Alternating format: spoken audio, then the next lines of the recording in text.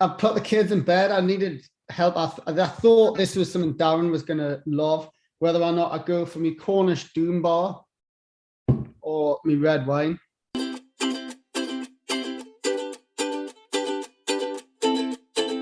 Welcome back to the Insiders podcast. It's myself, Matthew Hayes. We're down Darren this week. He's been struck down finally by the COVID. Not finally in the way that I was waiting for it to happen, but it's been a while and he's avoided it. And now he has got COVID, so he is bedbound. We have a substitution for this evening's show. It is a great replacement. Almost like when Ole Gunnar Solskjaer first joined Man United. His name is Joel Gray. He goes by the name of Surf Solutions on Instagram. He is fronting up the reignition of the UK surf scene and helping out there on the regional series. He's going to go through his thoughts about the regional series, the Challenger series about to start at Snapper, what happened at Margie's, and just some general WSL type talk and surf type talk. I hope you enjoyed the show. Dazzle will be back soon. We hope he's all well and fighting fit ASAP. But this is me and Joel. I hope you enjoy.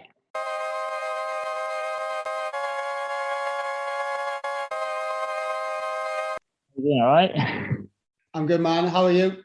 Yeah, good, mate. Good. So, Darren has got COVID. Has he? Yeah. So he's just messaged. He's completely wiped out. So he's sitting it out. So it's me and you, and we could just fill in for him anyway. So yeah, that's fine. Oh, no way, man. I've heard a few people have got it sort of currently, but not many people are actually down with it, if that makes sense. I hope I don't jinx myself, but I'm slowly becoming a minority because I've not had it, and that is the minority. Yeah, but maybe you've had it and you just haven't shown it, right? Oh, that could be true. Yeah, that could be the one. I like to think I haven't had it, just so I am part of a minority. I can boast to people about it, but yeah, he's tested positive, and he is, like he said, he's been in bed at like 9 o'clock every night. It does get you. Well, I had it in October, and I'm still not 100%. It got me pretty bad. Like the sort of top end of my lungs is still a bit done in. Yeah, I've heard a few people say that. There's a guy local to us here who is like super fit guy, does skiing and bike riding and everything like that, and he had it, and he said like for like 9 months after, if he'd done exercise one day, the day after he would just be wiped out. Yeah, that's it. And I think the increasing sort of body of knowledge and kind of evidence is that, like, not coming back too quick. Because mostly, you get the flu and then you feel all right or something, and you're just like, right, get back on with it. But there can be a bit more staying power. Yeah, definitely. Anyway, I've put the kids in bed. I needed help. I thought this was something Darren was going to love, whether or not I go for me Cornish Doom Bar or me red wine. He definitely would have loved that as well. And I feel like in his heart, would he have said? I think he would have wanted to say, the Aussie in him would say beer. The French in him would probably say wine.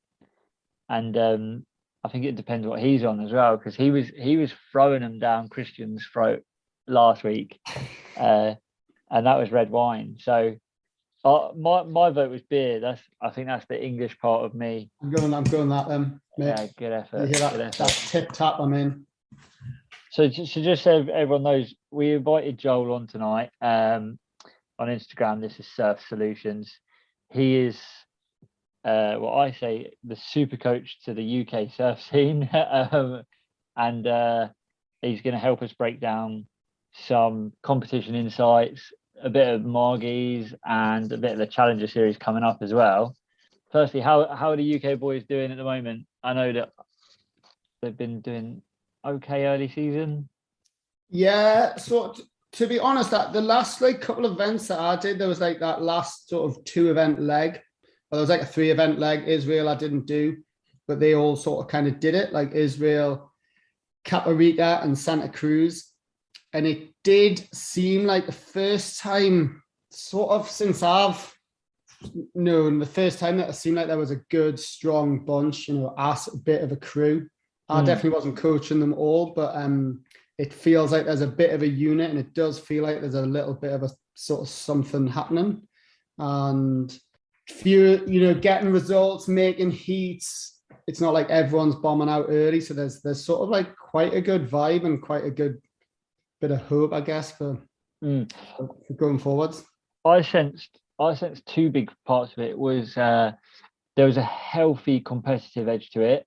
So like I speak to Logan Nickel quite a bit, and he was like, there was one event where his first round heat, just no waves came through, and he just didn't get the opportunity. And a couple of other people, I think Stan got a few heats under his belt in that event, and he was saying to me like he's stoked for Stan, but he wants to be doing it as well, which I think is super healthy. And it reminded me of the Challenger Series last year. You saw all of the Aussies they were traveling together. They went and stayed with Daz actually, but you got Jackson Baker and Conor O'Leary and who's the guy who scraped, just didn't make it, Dylan Moffat, and all of those boys, and the girls as well, like Molly Picklum and Dimity and a couple of others, where they were proper tight-knit crew, and they were watching each other's heats and stuff. And I sensed that from the English, from the UK group, guys and girls this time round, which I think is super healthy. So yeah, no, you're totally right. And it's like, it's not just like the actual heat scores and stuff, is it? It's like, so there was a bunch, like I didn't stay with them, but like Barnaby, Logan, Pat, Luke were maybe like Garage as well. They all stayed together, like Israel and then Caparica and Santa Cruz, like all in a house, all coming together, all chipping in, all kind of doing it on a lowish budget, but living together, supporting each other and all that sort of stuff. And then a few other, then there's just quite big numbers, and everyone was there, like separate sort of crews. And like you alluded to earlier, there's definitely some competitiveness within the crew as well. But everyone's there for everyone's heats, and everyone does want everyone to make it, and it does feel like a bit of a groundswell movement. Yeah, which is sick for the UK, definitely, and it can't be a bad thing. And I guess the emergence of that group, and I guess as well the emergence of someone like yourself being involved in it and helping is massive. So, and I think it was like a really big thing, Pat and Logan getting their big results in the Azores. Yeah, which was like a 5-star event as well, right? So they very quickly were high up the rankings, and they're like, the competitive nature of both of those two is like they like own that, like that's somewhere they wanted to be, like yes, bam. It's not like they shied away from it. So they were sort of stoked. And then the whole like restructuring, how it's like this regional QS system, I think is really, really good for our guys. Like I'm a fan of the whole sort of setup with that, and then the Challenger Series and everything else. But it does mean that there's not as sort of many events. It's easier to sort of work out. It's not like you're kind of going for a run, and if you bomb out in like Zerouts, you may be thinking about jumping on a plane to chase points in Brazil or something. It's relatively well set out, and there's a couple of blocks throughout the year. People know what they're doing. They can work in the other spells, and everyone can come back together. It's a little bit more easy to get your head around what the process is as well, I think.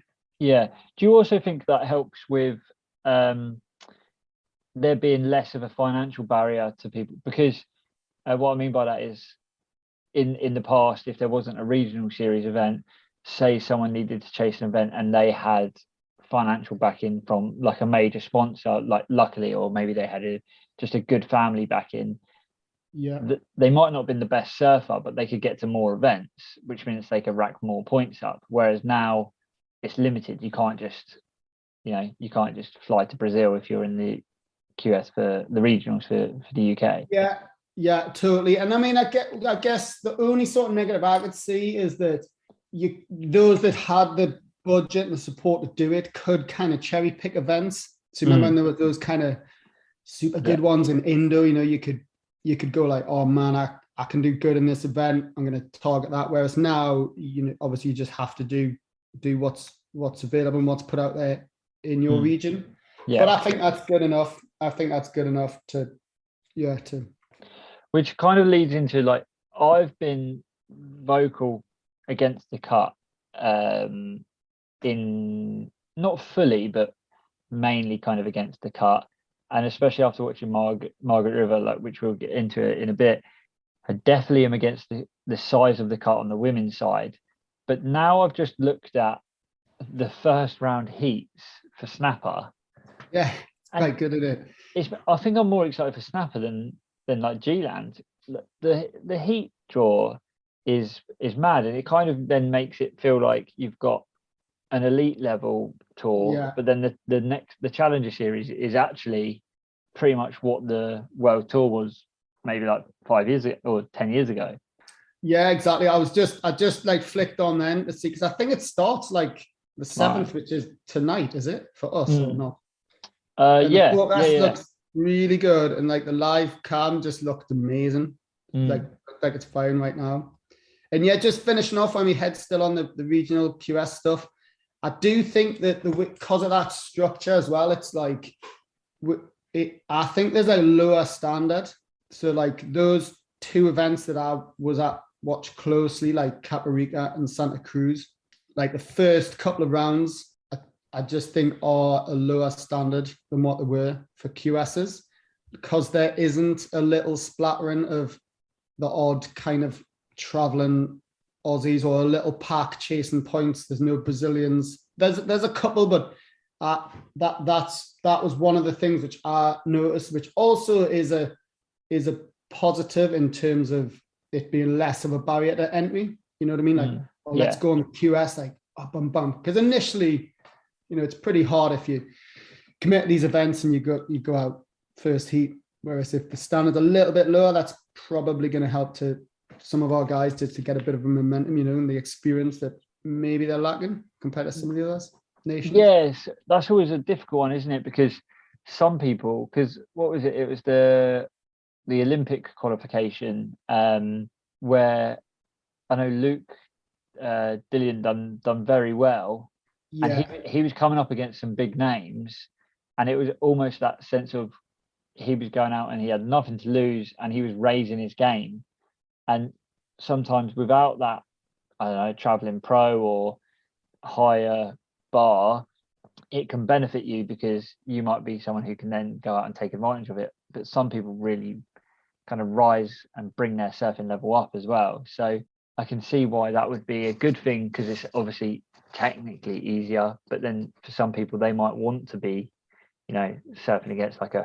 And really, I'm only sort of talking about, like, I guess like that first round, or there's like a mini round and then another round. But the standard I think in Europe is real high for sure, from like finals day onwards. Finals day.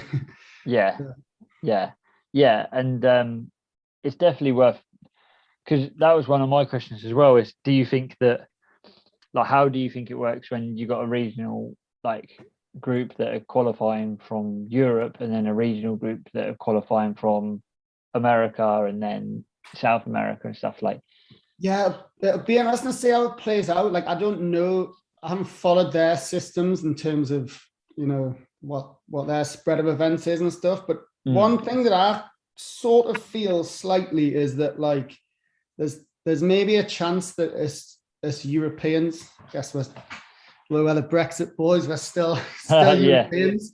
There's like there certainly is for me anyway, and I think from some of the others that, like, you're following, because you're being closely attached to your regional group, like this crew, like I'm interested in the Challenger Series for like Maxime and Justin and Ramsey. They feel like that's our crew that Yeah. we know have seen, like, and you know how close our guys, the British and Irish, whatever, were, how close we are to them. So then, you know, there's another visible measure, like you're watching them in snapper, you know, that it would have only been a heat or two if that was Pat, you know.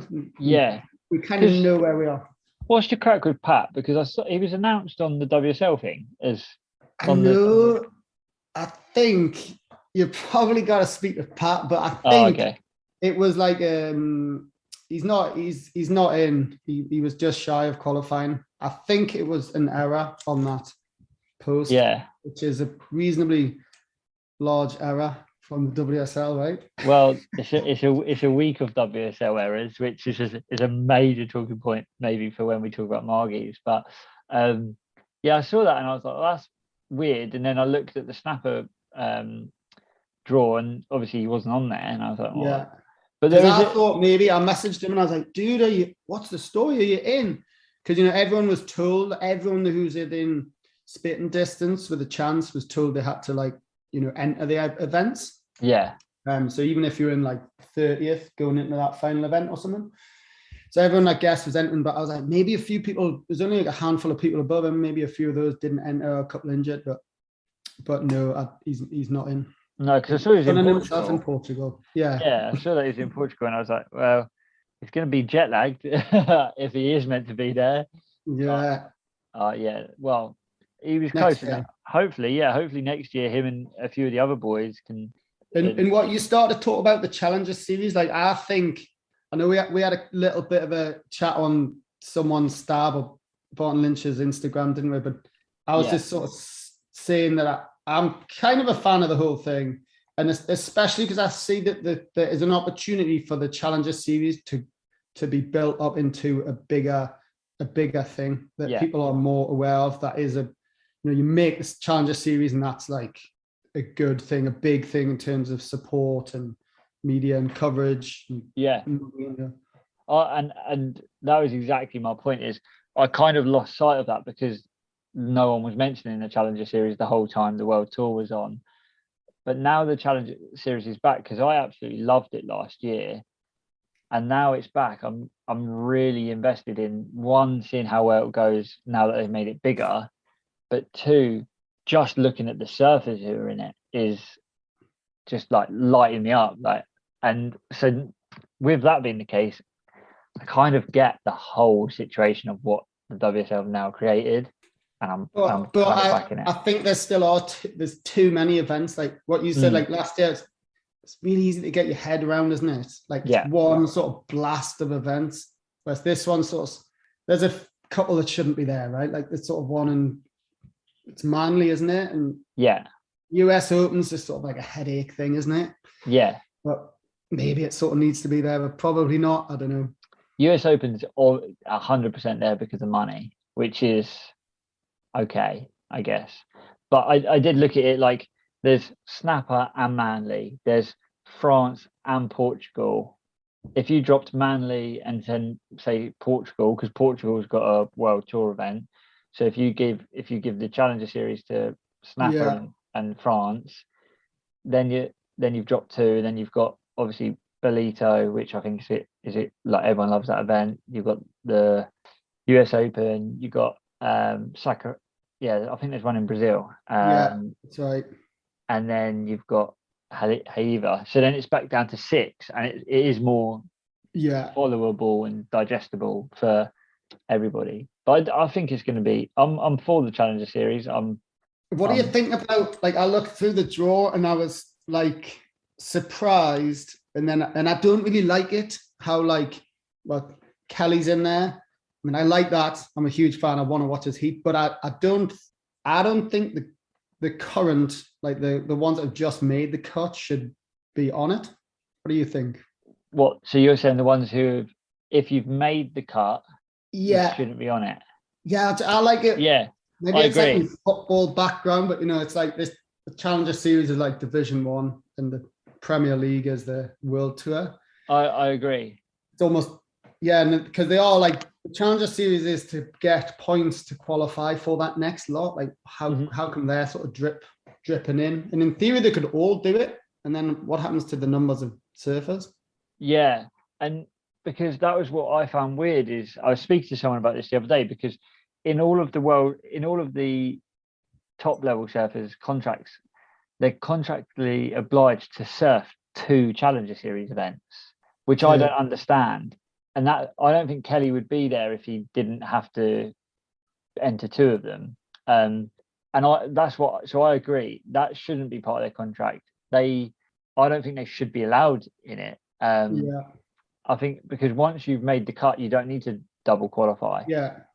So I think it's a bit like the whole. There was a conversation about John entering that 1,000 event at Pipe, just before Pipe last year, and people were saying, "Well, why is he entering it? He doesn't need the points." And I said at the time, I don't think he should enter it. He's taken away from someone who, he's taken away 1,000 points from someone who needs 1,000 points. So I agree.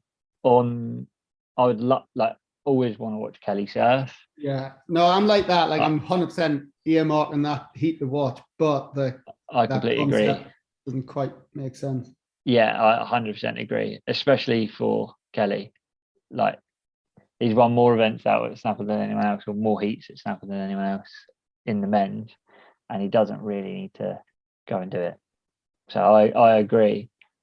But if we before we jump fully into Snapper, what did you think about the cut the cut event or the Margaret River event? Well, firstly, I find it's like quite a hard one to watch with the like timings. It's sort of so then you're watching, for me, like some early morning heats, like, or the end of the day. Yeah. The end of their day, like when it's the start of our day, or you're like relying on their like replays and stuff. And I just never fully got into this one. Like I'm a total consumer of surf contest content, but Margie's, this is probably the least I've watched an event for a long while. And I like to watch like whole heats. Like I don't like to watch like the 5-minute highlight and get my sort of firm views from that sort of thing. I like to watch the nitty gritty and what's happening where they're paddling around and all that sort of stuff. Yeah, I agree. But I liked how it seemed like, I don't know, there's such a sort of like moan brigade about everything, which I'm definitely a part of a lot of the time at WSL, but it was all like from the get-go, like, oh, the forecast terrible.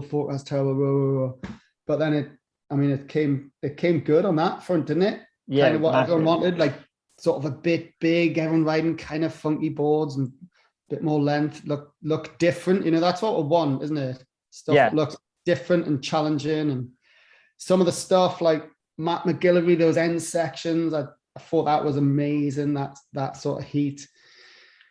And then some of the big carved turns that you just don't see many other places, like Ethan Ewan stand out, obviously.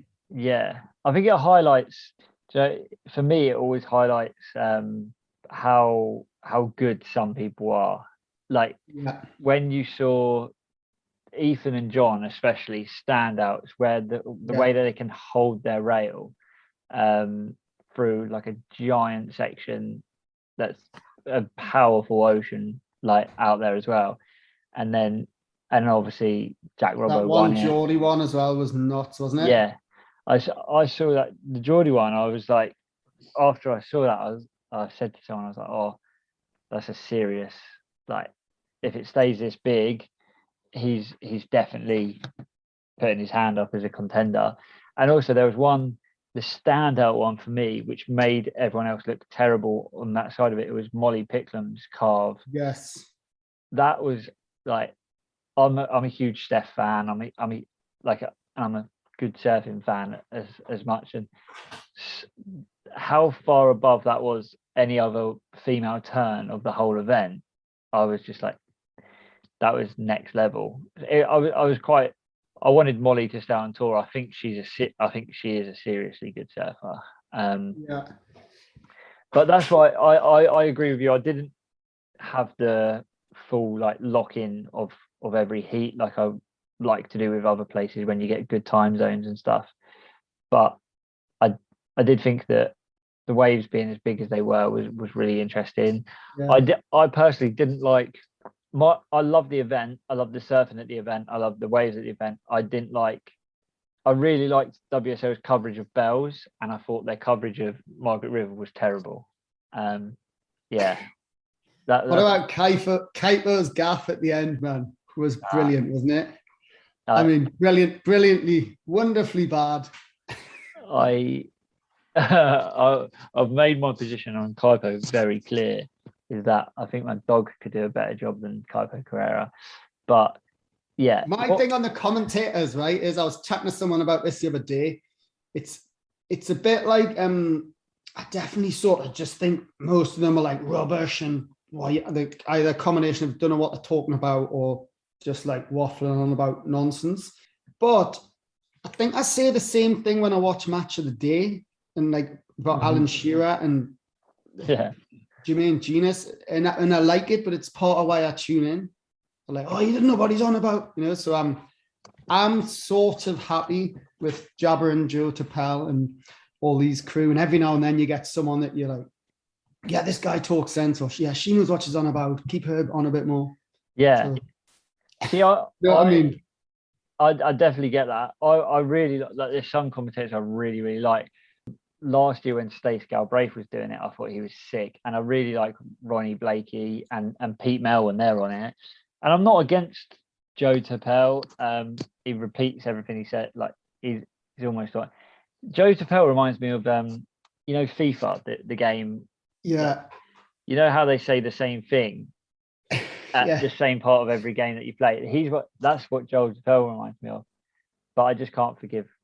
Just Kuiper Guerrero, especially when they put him in the water, it makes me compare him to Strider, and I think Strider's one of the best. So that was Strider used to be awful, didn't he? He's sort of like very slowly got a little bit better in my eyes. His commentary, like especially when he's in the water, when he's talking about the actual waves, because he surfs them and he's a good level surfer and stuff. Yeah, I like Strider, but and you're right on Stace Galbraith. I thought was wicked, like a breath of fresh air, and he was like saying different stuff, and he was asking sort of intelligent questions, wasn't he? Post heat. Yeah, Stace thought he was really good. I actually was like, they'd be like, oh, post heat, like, oh, we're going to go down to John, and I'm like, oh, hopefully Stace is with him, and I did think he was good, and I do like the addition of Laura Eneva, even though she's a little bit away with the fairies. I like how random she is, but yeah, I thought Margaret's was a good event. I did think Matt McGilvery was like, that was pretty wild, coming from all the way back from where he came from. He semi-finaled last year and done it again this year to keep his spot on tour. So the way he did it was like classic. Like you've got to go crazy big, you know, and all that sort of stuff. And he did, man. I thought it was really good. Yeah, same. I thought he was good, and I thought that, I mean, I semi called it, but Gabriella Bryant on the girls side, she was pretty clutch. I thought she was going to do well anyway, but fine. I think though for the women, like kind of what you alluded to, like, and like a lot of the men, like it's a difficult wave to get the timing right for those proper turns. Like I think there's like a handful of the guys, kind of, and Molly Picklam's one turn that sort of did it. You know what I mean? Yeah. So yeah, I thought it was like you could really just and that, I think it was really highlighted when you could see someone doing a safety turn. Sometimes in some events, someone would do a turn that looks really good, that unless you're like really au fait with surfing and stuff, you'll look at it and go, oh yeah, that looked good. And then some people could nitpick, like Christian Bradley would nitpick and be like, oh, he's safety turning or whatever. But at Margaret River, I thought it was pretty obvious to anybody watching, if they weren't 100% into that turn, it was really highlighted, which is why I think that people like John and Ethan and Geordie and Philippe and Matt McGilvery were scoring. But I do think the judges done well. The judges really rewarded it. And if you weren't 100%, I think they were quite rightly harsh on the surfer as well. So And there's like a few heats like where just difficult to get the sort of right opportunities, like that Kelly and Jaddy heat when Kelly went out. You know, yeah, he kind of waited for the big crazy ones, which just sort of didn't let you do a turn, right? yeah, And yeah, Jaddy kind of did that, or got going early and just sort of attacked it all like raggy and like, whoa, crazy, yeah, got to give him the score sort of stuff. yeah. And that was a really interesting heat because Kelly done something weird. He paddled out on a 10-year-old CI, Yeah. and it looked like the whole heat he was trying to just click with the board. No, I thought so. I think it was Ronnie Blake. He said he thought it looked good, whereas I didn't. I thought it No, looked like real sort of narrow and like he looked all sort of a bit tippy. Like he definitely wasn't super in tune with it.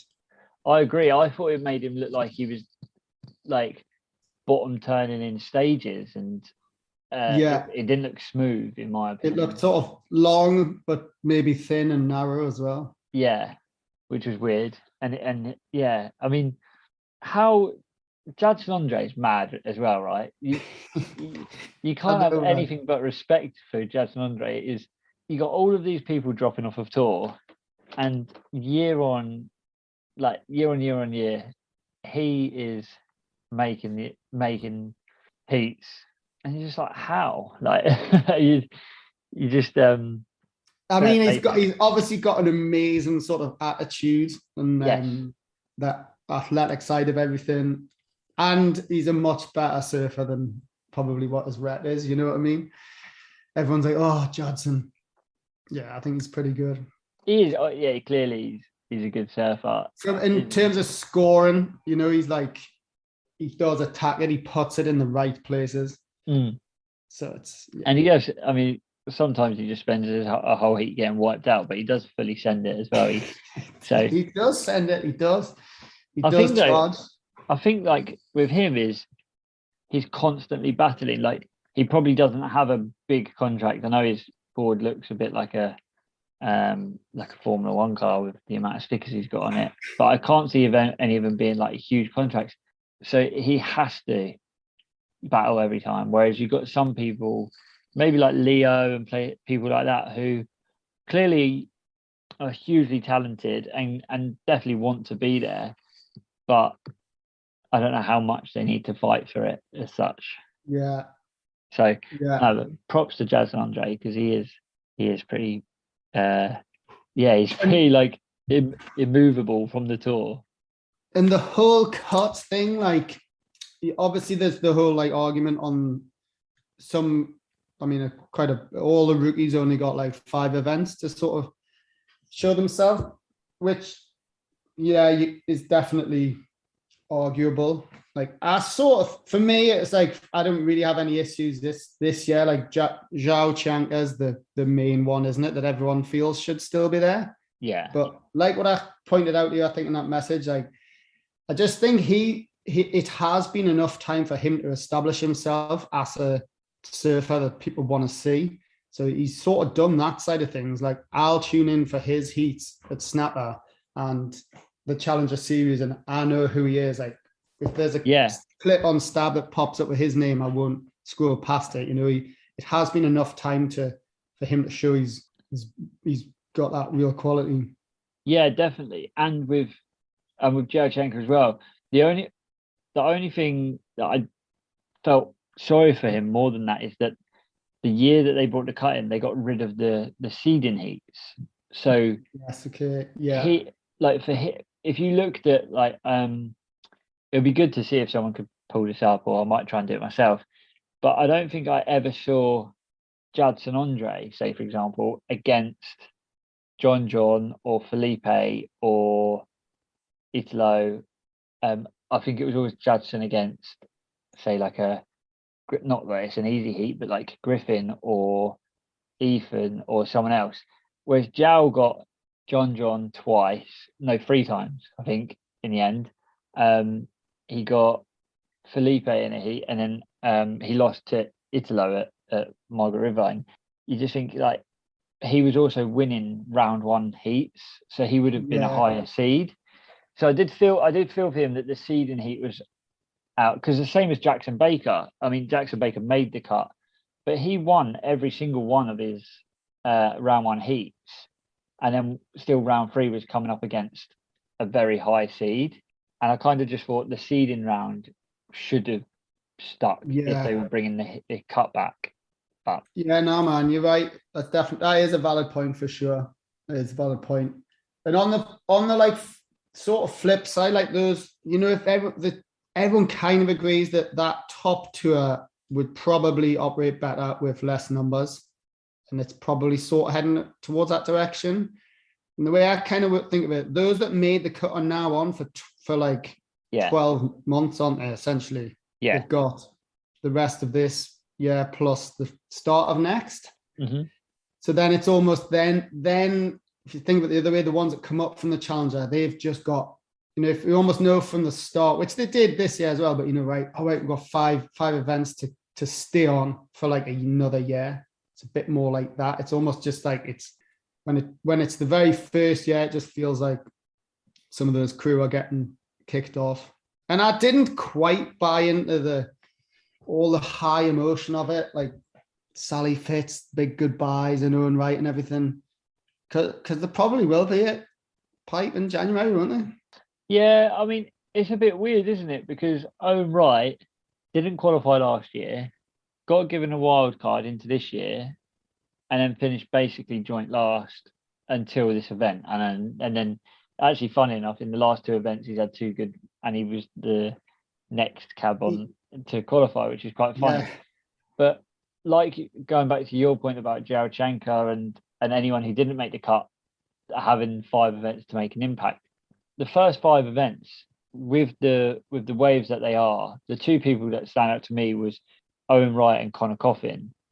Like they should be making, if they're not making that top 24 with those first 5 events, and we've had good waves at pretty much every event, then really fair enough. Yeah. But yeah. Yeah, Connor Coffin, it'll be sort of interesting to see what he does. I think he'll he's in Snapper, right? He's in Snapper, but he done an Instagram post which basically was said he's going to Snapper so he can surf at Snapper with only 3 other people out, and he's going to enjoy himself. And his Instagram post basically said sometimes you get pushed into different scenarios and situations, and you have to maybe rearrange your focus and stuff. To me, it sounded like he was saying he's going to maybe free surf for a while, which would be cool. If he'll probably be able to get on a few stab things with his brother and stuff like that, and that would be quite good. And I guess if that is the case for someone like that, he hasn't had the big like, right, I'm done, I'm finished. It's not like Pipe traditionally, like, right, last event, I'm out. It's like he might want to say that, but in 2 days' time, he's got the Rashi on back again at Snapper, which is, I guess, pretty tricky.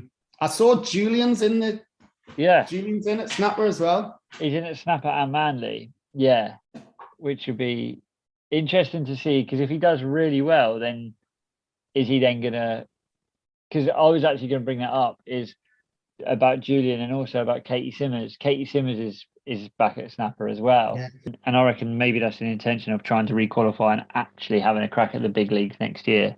Yeah, it'll be interesting. And I think the sort of part of that story is not just Katie Simmers, but the whole sort of boom of like all those like young girls who are like ripping, doing the craziest video parts, like so much stuff coming out of Waco. There was like a handful that are on the Stab High stuff and everything, that all of a sudden, like the world tour waves for the women don't look like that.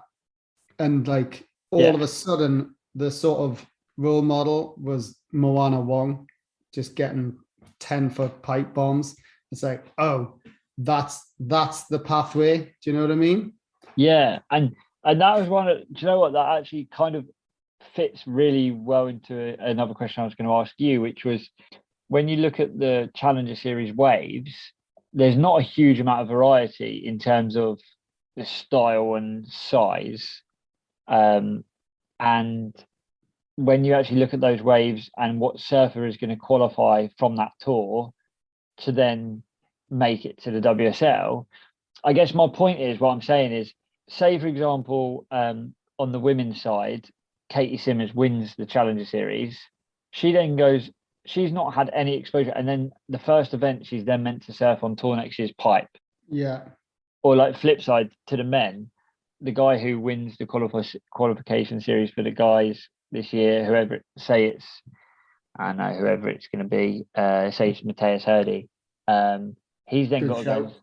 Yeah, he's then got to go and surf pipe, and then from pipe he's got to go and surf sunset. And if they keep the tour the same, but that's always been like a kind of a bit of a known for the men, but it's new for the women. Like G-Land, pipe, Tahiti, like that's stuff. So what I would have thought is already changing on their like sort of developmental programs for, you know, people like Sky Brown and what have you.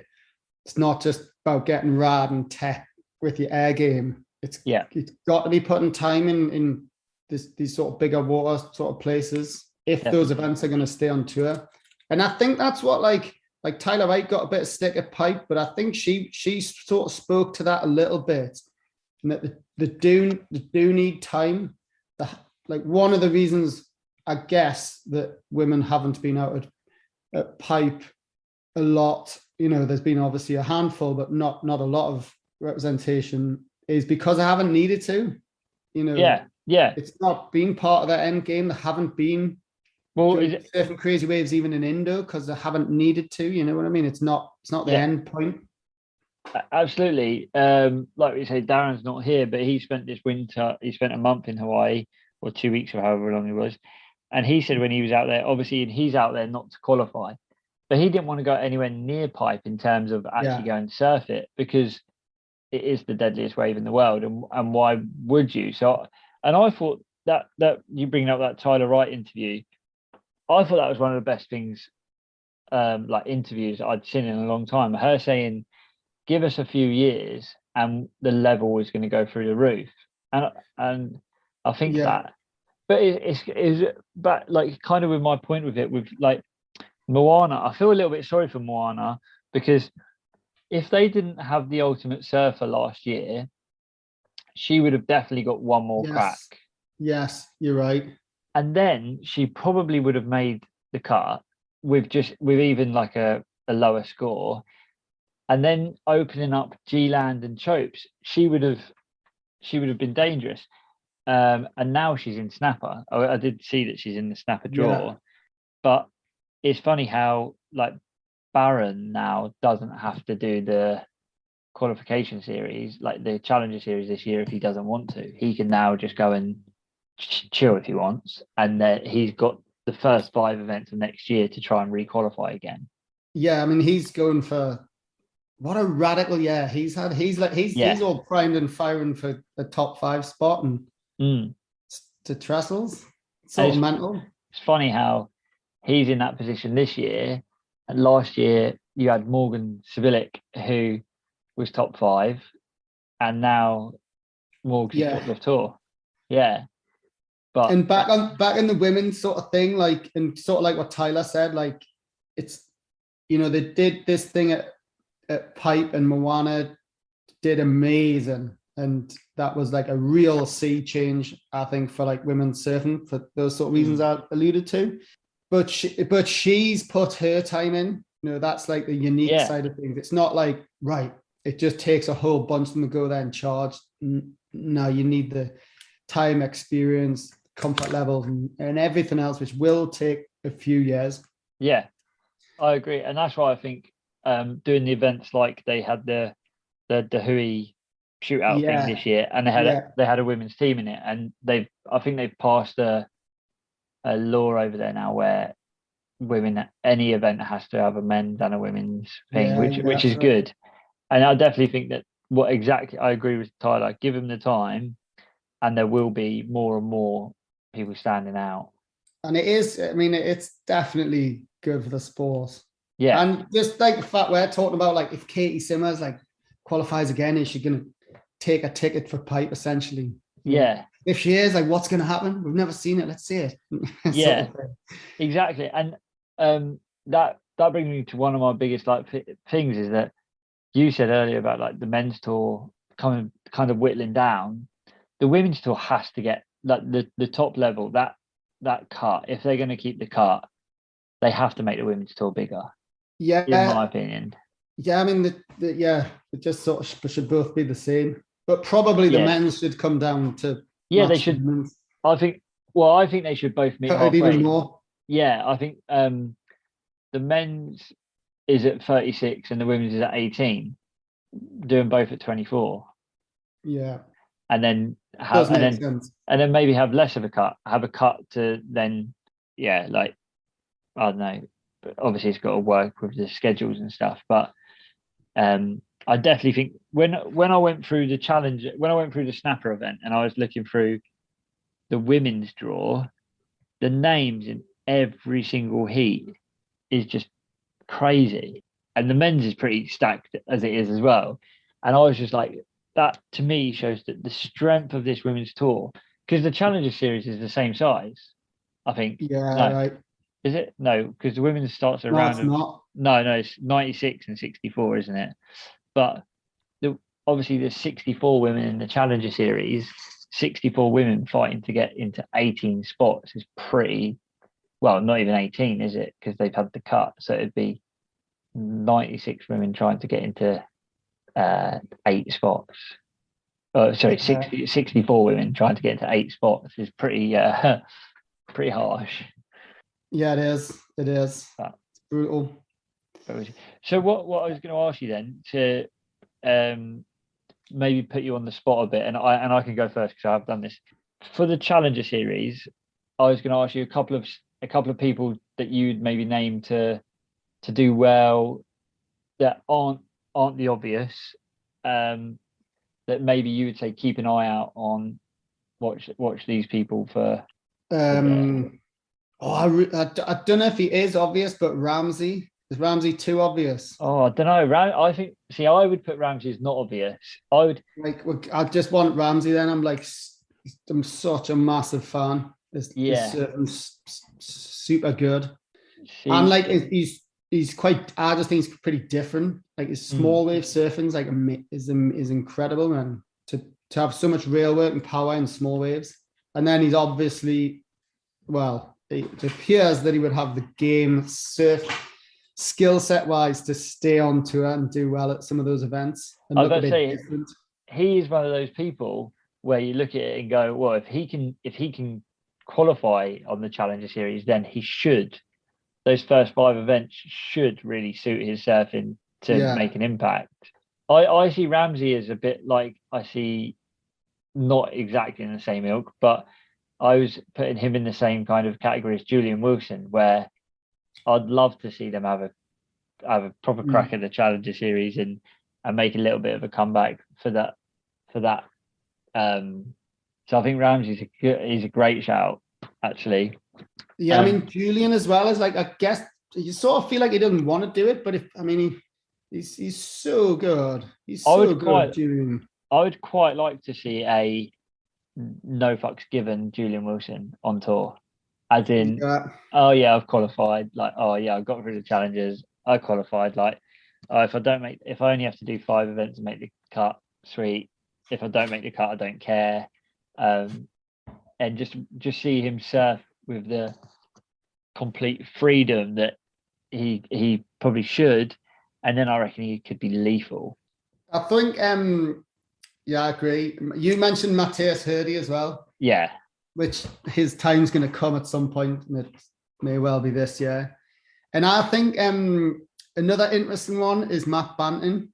yeah, yeah. Is like seems like he's had real bad timed injuries and stuff like that. But again, he's another one. His surfing just looks so strong, such a good presence on Mm. waves. I worry if Matt Banting is a bit like, and maybe only English people are going to understand this. Um, is Matt Banting a bit like Fulham as a football club, where he's basically too good for the Challenger Series, but not good enough for the Prem? Um, I don't know, but he was absolutely on a tear before COVID hit and kind of wiped out that year, and then he Like, got injured and yeah. stuff. And just the sort of, I guess I'm just such a fan of Surfing. He's one of the few people that are like, all the crew I coach are like, flood them with Matt Banton content Yeah, sort of thing. yeah, But I yeah, did, yeah, and there was like a couple of years when he sort of came close or something, and then I feel like he's been to Hawaii a couple of times and just not got it over the line. Remember yeah. the last time I did watch closely, and it was like Halle Evans Sunset. He just didn't look as good. No, But I would like to see him yeah, back. Seems like he's had some bad luck. he's a good pick. I think Definitely. Morgan as well. I don't know if he's a wild card, but Morgan's a bullet. I I'd feel like I'd maybe like people are to going see to him. forget about him, but I really like Morgs. I'd like to see him just like kind of switch it on, in a way, relax as well, and just because he surfs. Like I watched Make or Break, which me and Daz are going to do a different episode on, and forget how properly good he surfs. Yeah, I I think for what? me, he didn't get enough credit for his like surfing. Like Mm, I thought that the chat was on the surprise, like, whoa, the rookies made the top 5. Like, whoa, Morgan's beat this guy. Whoa, there wasn't enough chat on his like surfing was really good. I thought his yeah, rail was amazing, and I thought he was pretty much maybe bar like Felipe's. So it's like the second fastest guy on tour. Super yeah, fast. He's like really yeah. different. This kid's different surfer. He's doing stuff that's different. Not just the difference being he's a rookie making the top 5. I thought he was I thought that as well. I thought that super good. they kind of, it was more like, oh, what's he doing here, rather than, oh, this kid Yeah, deserves to be here. I other than that as well, there was one other, and I don't know if this guy now is a wild card or not, but I love his surfing. Rio Waida from yes, Indo. If he yeah, doesn't, absolutely. he's got every kind of tool to rip this Challenger Series apart, and I'm hoping he does. Like him and Mateus Herdy are quite sort of similar, like ultra modern, Yeah, got it all sort of surfing. But likewise, wouldn't it be amazing to sort of see what happens at Crazy Pipe and Sunset and all that sort of yeah, stuff? yeah, definitely. That's that. They were the two that kind of triggered me to mention that question, because they um they are two people that I don't see would have had way too much exposure at Pipe, and they could Yeah, they could run away with the Challenger Series with the forecast as it is, and the fact that there's like, what is it, top 12 get a spot, and then they could run into Max in Pipe. what about throwing one with a bit of a Margie's link at you? What about Jacob Wilcox I or was hoping you Zeke? was going to say Or Jacob either of those Wilcox. boys gonna um, qualify? I want Jacob Wilcox to qualify. I think he again, a Me bit too. a bit like the Ramsey situation. If Jacob Wilcox can get through the Challenger Series, then I wouldn't want him in a heated pipe. I wouldn't want him at Sunset. I wouldn't want him at Belge, and I wouldn't want him at Margis, because he's so Yeah, good. He's free yeah. surfing. So, and then on the flip side, there's some really interesting women in the Challenger Series. Obviously, we mentioned Katie. I reckon I'm going to go out on a limb, and I reckon the winner of the Challenger Series for the women this year is going to be Macy Callahan. Yeah, okay. I just think she's surfing sick at the moment, and I really like her. But Oh, yeah. I probably haven't followed it as closely, but I was sort of interested or will be interested to see, like, I think Sierra Kerr's in yes, Snapper, yeah, right? yeah, yeah, she is. Yeah, Um, I and think that's Yolanda a Hopkins. Do you know Yolanda yeah, Hopkins? yeah, yeah, yeah, yeah. I'm like a real big fan of her. Like she looks, yeah, she's just super rad. My favorite female surfer on, like, bar Steph, is Dimity Stoyle, so Shimmy Disco. Yeah, She's been, I reckon she's dangerous, and she could really do some damage on tour. I'd like to see her qualify, and an interesting name that always jumps out as well, and could do really well at Snapper, is Coco Ho. yeah. it'd be interesting to see how well they do at snapper. But there's so many names in that. I think heat. another one that like a bit like what I was saying about Ramsey and Jacob Wilcox, that Vaheen Fierro. Oh yeah, yeah. If she makes it, she's one of the few with ready-made experience, right? Like yeah. She would G-Land. She would give, like this year when they said about the women at Pipe, I was like, Moana Jones is going to win it. Like I had no doubt that Moana was going to win it. If you put her in the draw, I would be like, okay, she could easily win it. Like she's a choke specialist and stuff. So yeah, she would be a really cool addition to the tour. It's kind of weird. There's like half the surfers, with men and women, on the Challenger Series. That's the perfect tour for them because it's like beach breaky, like point break, not huge waves of consequence, but more performance, like fast surfing and airs. And then actually there's some people on there that might struggle in those waves to kind of have the air game as some other people have, but actually would do better on tour, which is it's a weird dynamic. No, exactly. And that's probably been even more of a case in the past, right? Like the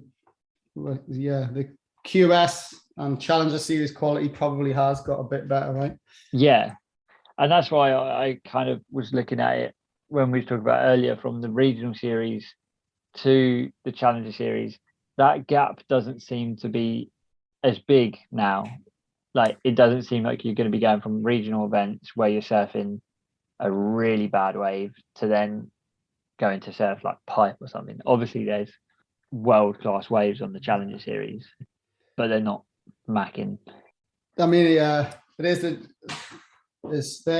lot of luck involved in the whole. Those contest windows must be such a headache, man. But like this last regional sort of tour, the first one in Anglet didn't get finished because it was so small. Then it was Israel, it was super small, and they had that like 10-day gap in the middle where it was totally flat. And then Caparica was super small at the start. It's like, there was Azores in there, and Santa Cruz then went kind of a bit too big for the banks. But at the end of the day, like no one's really complaining. It's sort of like the best surfers are the ones there. Yeah.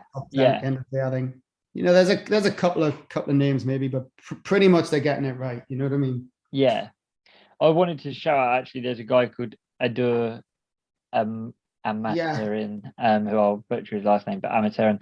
He's one of the boys that is from the Pukas guy, like he said, Pukas, and I know I've spoken to him quite a few times and know him from the Pukas factory, and he's a sick surfer, and I hope he does well. He's in the snapper event, and that'll be really interesting to watch. I have watched him quite closely. I saw him a lot in the pro juniors and with his brother, and he's like, he's still small, like a really small frame. Yeah, it was interesting and super impressive how he managed to keep such a strong presence, and like how he got the scores, especially in Santa Cruz, and it was pretty strong waves. Yeah, man. Yeah, it'll be super interesting. But yeah, so I reckon snappers. Well, actually, just looked. Snappers on. They've just called it on. So I might spend the evening getting through some of those heats, and then we'll have to get once Daz is recovered, and we'll maybe do an event and then recap and maybe a G-Land call, and we'll get you back on and stuff as well, because sounds good. Sounds good. I'm like the sort of substitute for Daz. Yeah. I'm like the sort of you Ole Gunnar Solskjaer. Yeah, you sound exactly like him as well. So people might not even recognise. I don't think I've interrupted you as much as what he does, though, right? I don't think he can help it. It's his brain. He's all over the shop, but we love him for it. And before we go, we can't. Two things. We'll have to let Daz know. And we've gone from Doom Bar. You're now on the red wine. So I switched. You've covered. I took at the half time. You've covered out both options. But I couldn't let you go without getting a certain do or a don't from yourself, especially being a coach. So yeah, just a little tip of right. It's got to be about wax jobs, hasn't it? I'm a bit into yeah, wax jobs. yeah. Just sort of like take care of your equipment, clean your boards off. It makes your boards feel so good. I did it to mine in the garden this afternoon. Cleaned the wax jobs off, got the tea towel, buffed it all up. Oh, I just know that board's going to go better tomorrow. And what about? So do keep your wax jobs and look good. Yeah, don't waste money on deck grips, deck pads. What, front and back, or just you don't need them. You don't need them. Don't need either. Nah. Oki, Mason, Ho. Yeah. Well, I rest my case. There you go. Case closed. There's two of mine. Deck pad free and pretty fresh wax job actually. But yeah, and what I would say is because I love this part of your Instagram. So if anyone wants to, and everyone wants to, Joel will rate your wax job. So if you do a fresh wax job, tag at surf_solutions and you'll get rated. I had to stop doing it because I was getting like flooded. It was turning into like work, and each one I try and do a little bit funny. But I'm back. I'm ready to commit. So yeah, go on, hit us with some absolute shockers or some glory ones, and I'll rip you a new one. There we go. Sick for filling in tonight, Joel. It's a huge honour and really appreciated. Daz is very much appreciative of you saving him. I'll probably edit this. I'll edit it, get it live this weekend, and then we'll get you on for more because your insights are sick. So thanks so much. No worries, dude. Have a good weekend. Take care. Yeah, enjoy Snapper. Speak soon. Cheers, man.